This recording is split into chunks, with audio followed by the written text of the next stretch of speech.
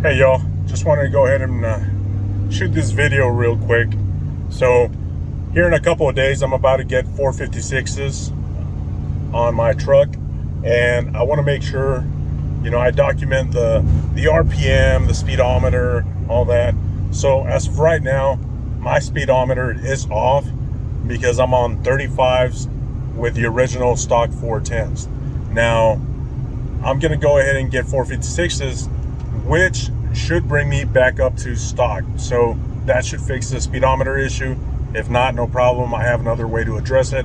However, I've verified that the speeds that I'm about to claim are as accurate as they can be. I've used a couple of different apps in order to calculate how fast I'm going, along with a couple of online calculators, with RPM, tire diameter, gears, etc. So I'll go ahead and make this little video, and once the 456s are in, I'll go ahead and make a side-by-side comparison so y'all can see what the difference between 410s and 456s looks like in real life, real time. Like I said, I am on 35s with the original 410s, but here we go. Let me flip it over.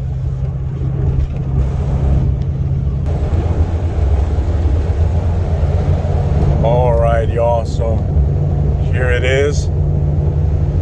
That right there is about 70 miles per hour. All right, like I said, I've double checked the speeds. I'm at about 70 miles per hour with about 2,300 RPMs, 2250 probably. Now let's slow down to 65 so you guys can see what that looks like. All right, let's see, there we go. I'm using the cruise control to be as exact as I can. All right, so I'm at 65 right there. RPM is reading about 2,000 RPM right there. All right. There's a couple small little hills here and there, elevation, not too drastic, so that seems pretty good. 65 miles per hour, 2,000 RPM. Let's see what 60 looks like. All right, I'm on the right lane, so no one should be getting upset at this. All right, let's see. Here we go. So we're at 60 miles per hour.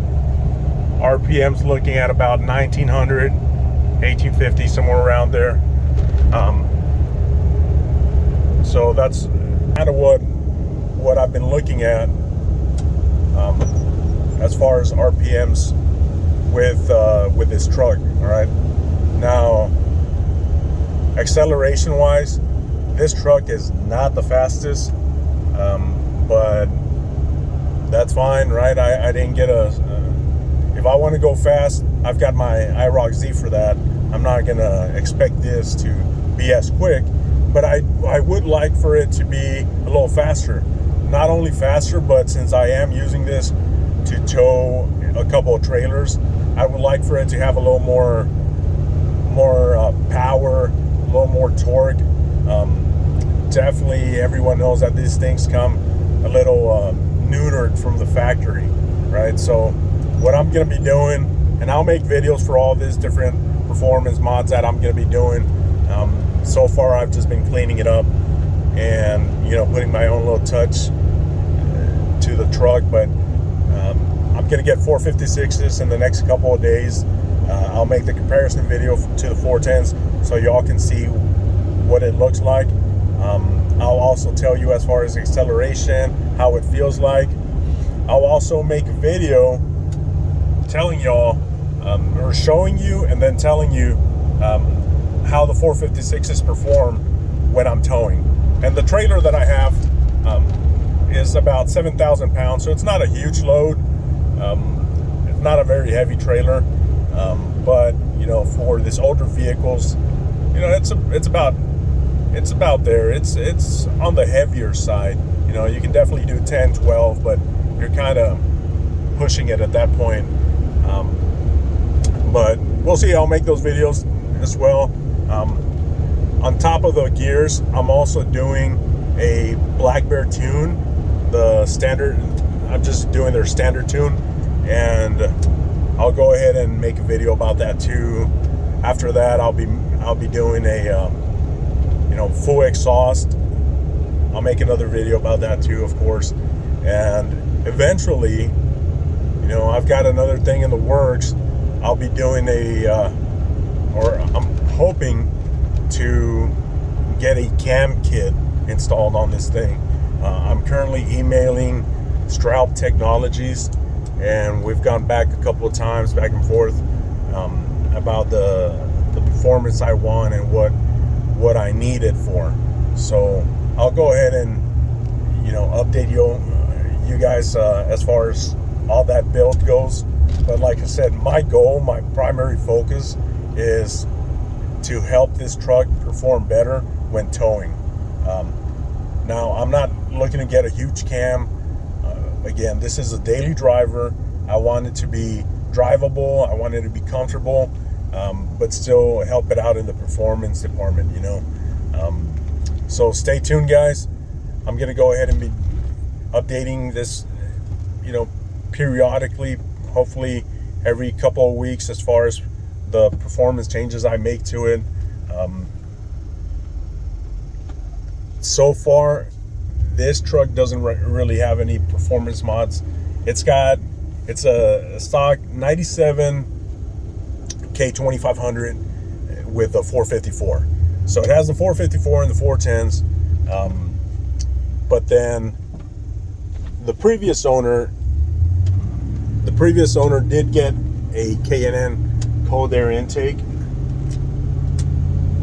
I don't think it does much. I don't think it really helps, but it was on there when I bought it.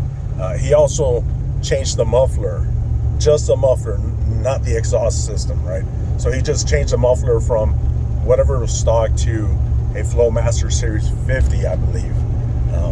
I'm going to be changing that. The plan for the exhaust system is, the Gibson shorty headers, and running it. I'm going to keep the same route. I'm not doing true duals. I'm going to keep the cats because this is a daily driver, and when I tow the travel trailer, I don't want to be smelling fumes all the time, right? My wife needs to get on this and have a somewhat enjoyable experience, so I'm not really going to get rid of the cats. However, I am doing high flow cats, right? So I'll be doing the high flow cats. I'm changing the muffler to a Flowmaster Delta 70, which is supposed to be tuned or made specifically for the 454. And it is a mild tone, so it's not going to be obnoxiously loud. Again, I daily drive this, I tow with it, so I don't want anything obnoxiously loud or that crackles a lot, that drones. So I'll update you guys as I make things happen, but primarily the focus of this video was to just show you, right, what 410s on 35s looks like. It's kind of a dog, I'm not gonna lie, especially when I'm towing the 7,000 pound trailer. It's a bit of a dog. I have to keep it in third in order, stay above 55. I mean, it's a dog, but I've got some things up my sleeve. I've just spoken about some. I'm trying to make this a better experience. If all else fails, honestly, I'll just do away with a lift, and I'll get a 4-inch lift, or try to tune this lift down. If that's not possible, do a 4-inch lift on 33s, right? Because right now it's a 6-inch lift on 35s. So I'll scrap the lift altogether and go to 33s to kind of help it out a little bit. All right. All in all, the goal of this truck is to be a comfortable daily driver that tows, and it's comfortably towing that travel trailer. All right. But stay tuned, guys. I'll keep you posted, and we'll see what happens. We'll see how it looks, and then you guys tell me, right? You guys tell me if it was worth it. Maybe that helps you make the decision, right, to spend the money, because I'm dropping about, I want to say like $3,000 on the gear changing, right? Just on parts alone, I'm at like $2,000. So once labor's included, I'm gonna be, I think, closer to like 35. So hopefully it helps enough, and it's justifying the cost, because it is on the expensive side. Now, I know a lot of people might say, well, you should have just saved all that money and just dropped an LS in it. Well, yeah, I could have, but I have gotten quotes for an LS, and it does range anywhere from 10 to 20,000. Now, that price range is affected by, honestly, the legitimacy of the shop, right? If it's a full-fledged legitimate shop, you're looking at 15, 20. All right. If it's a shop, but it's kind of like a mom and pop, not a lot of reviews, you're looking at about 10, 12. So do I want to drop $10,000-$12,000 and possibly be without my truck for a month plus, and have the potentially be left with a vehicle that doesn't run as great, right? Not because the LS platform isn't fantastic. I think that's been proven that it is. Just for the mere fact that I don't have a lot of information or knowledge on the shops that I've been looking at that have been quoting me on the lesser amounts, right? Like I said, anywhere from 10 to 12. I have like 2 or 3 shops that have quoted me that, but I don't know if they're reliable. I don't have a lot of feedback on them. Now, I'm not going to do an LS swap myself. I, 1, don't have the knowledge, and 2, don't have the time nor the tools, right? I work, I'm self-employed, I'm a GC, so I'm constantly jumping from one job site to another. I'm constantly taking materials and equipment from one job site to another, so I can't afford to have my truck be down for weeks at a time, months at a time, right? If this wasn't daily, I would absolutely get a LS swap eventually, but I do like the 454, so who knows, maybe I wouldn't. It's just, it's a little retro now to have the 454. It sounds a little weird because we all grew up with it, at least I did, but now everything's, the LS variant, so I'm trying to just keep the 454.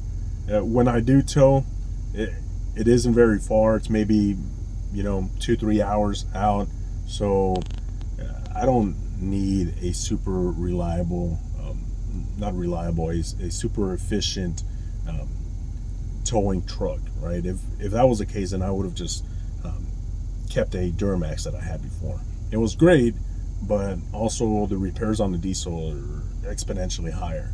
So that's what's going on, guys. I'll go ahead and update you guys. Like I said, stay tuned, and you'll get updates as soon as something gets done to this truck. All right. Thanks, guys.